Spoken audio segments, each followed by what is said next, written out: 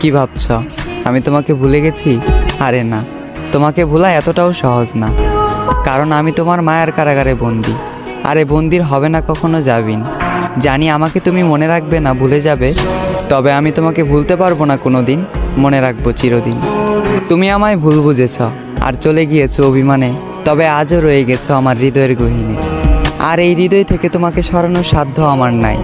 তোমার থেকে অনেক জানতে ইচ্ছা করে, আমাকে ছেড়ে তুমি যাকে চাইলে সেও কি আমার মতো করে তোমাকে চায়? সেও কি মন খারাপের দিনে তোমাকে আমার মতো করে হাসায়? সেও কি তোমার অভিমানের ভাষা বুঝে? সেও কি সারাদিনে একটু কথা বলার জন্য বাহানা খুঁজে?